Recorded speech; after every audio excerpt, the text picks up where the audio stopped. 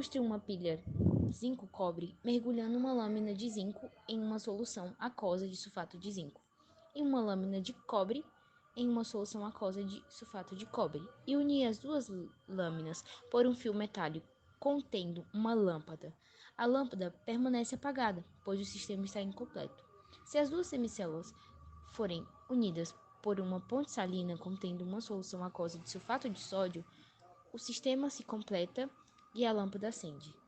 O eletrodo de zinco é o polo negativo da pilha, enquanto o eletrodo de cobre é o polo positivo. No eletrodo de zinco, temos átomos de zinco perdendo elétrons, se oxidando, passando para a solução na forma de íon zinco N2+, e com isso a lâmina se corrói. Simultaneamente, no eletrodo de cobre, temos os íons cobre Cu2+, recebendo elétrons, se reduzindo e se depositando sobre a lâmina. As pilhas basicamente são sistemas eletroquímicos que transformam sua energia química em energia elétrica por meio de reações de ixorredução espontâneas. E basicamente seu funcionamento é baseado na transferência de elétrons de um polo negativo, que é o ânodo, para um polo positivo, que é o cátodo. Sendo assim, o ânodo cede elétrons para o cátodo, que os recebe. E os elétrons passam pelo circuito interno do aparelho que uma pilha está sendo usado antes de chegar ao cátodo, que seria as pontes salinas, trocando assim energias por meio da distribuição do ânodo e do cátodo, que se transformar em energia elétrica. Bom, para o experimento, nós iremos precisar de 2 limões, 2 fios de cobre, 2 moedas de 5 centavos, que vai ser o cobre, e 2 parafusos de zinco, e outro pedaço de fio, e uma calculadora. Bom, antes de gravarmos o experimento, nós acabamos fazendo um teste, e nesse teste a calculadora acabou queimando. Por conta disso, nós só conseguimos tirar uma foto, que foi quando a gente foi compartilhar com as outras pessoas do grupo, que tinha dado certo o experimento. E aí eu resolvi que mesmo assim a gente ia colocar a explicação da calculadora e só ia somar falando um pouco sobre o multímetro. Então é isso, fiquem com o vídeo. Para montar essa pilha de limão, eu pego o limão e coloco a moeda, que vai ser o cobre.